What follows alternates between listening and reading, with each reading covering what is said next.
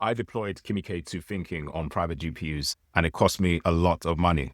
We had some requests for deploying private LLMs. Businesses want to replicate the agentic behavior of ChatGPT, but in a way that's private and doesn't trigger their compliance team's GDPR concerns. We're spoiled for choice with the open source models available today. The latest and best being Kimi K2 Thinking, a 1 trillion parameter reasoning model that has been killing it on the benchmarks, competing with even the likes of GPT-5 and Claude Sonnet 4.5. This video isn't about the specifics of the model, but rather what it actually takes to get the model up and running on your own rented GPUs. I'll walk through the process live. If you're thinking about deploying a state-of-the-art private model for business purposes or personal use, whether you're technical or non-technical, stick around. I think you'll learn something. You'll see what's really involved. If you want to go full production with this, feel free to reach out to BrainCube and book a discovery call with me. The link is in the description to this video. All right, let's get into the details. What you're seeing on screen are the deployment specs for Kimi K2 Thinking.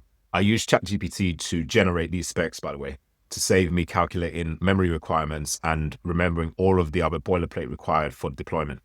Anyway, Kimi K2 is a massive model. We're talking about a 1 trillion parameter model that needs a serious amount of GPU VRAM to operate. VRAM is the memory required for the model to run.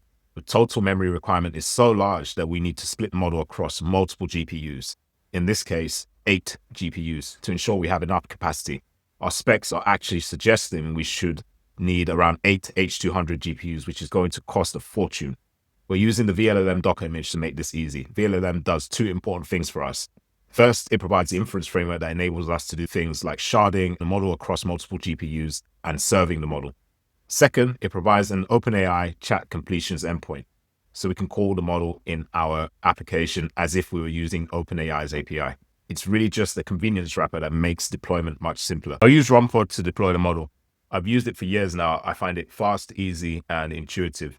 They basically provide you with an easy UI, which acts like a wrapper for a Docker image.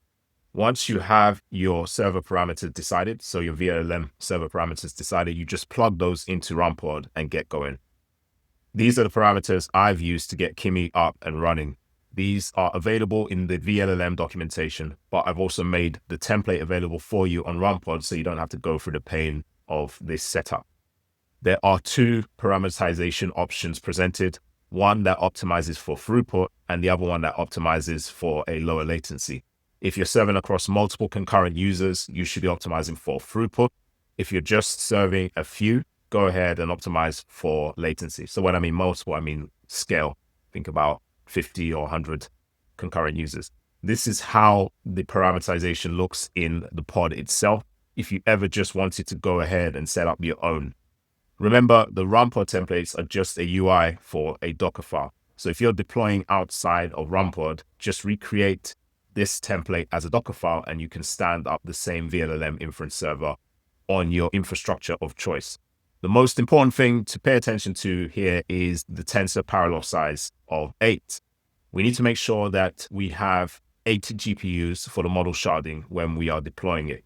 We're also deploying this at full precision, not quantized.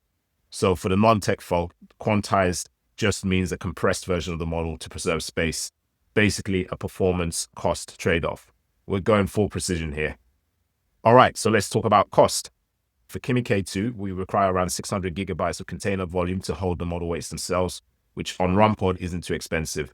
But the main cost is the GPU rental. So assuming around 730 hours a month on average, we are renting 8 H200s from Runpod at $28 per hour. This is a monthly operating cost of around $21,000 on GPU rental alone to stand up this model for inference. Okay, so let's check out the model is deployed properly on Runpod. You can see the signs of a successful deployment by visiting the deployment logs for both the system and the container. Then you can check the telemetry briefly, making sure that you have enough disk space and GPU VRAM.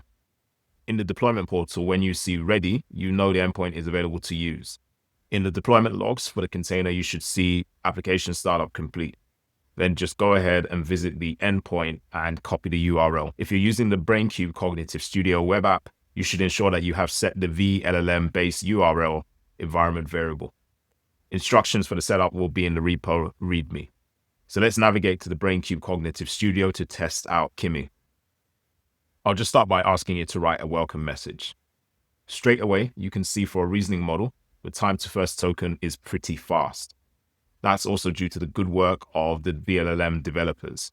If you've tried to deploy models before, you know that they can be painfully slow and you'll be waiting a long time to see that first token. vLLM also allows you to parse the reasoning tokens so you can see the model's reasoning trace, which is very handy.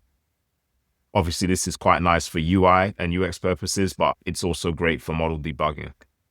As I ask it to include some humor, and you can see that the time to first token was longer, but the reasoning trace was also longer. This setup is good if you just want to get a quick prototype up and running, but if you want to go full production, you will need much more, from a proper use case spec to security hardening. Reach out to BrainQ to book a session with me if you'd like to deploy private models for full production.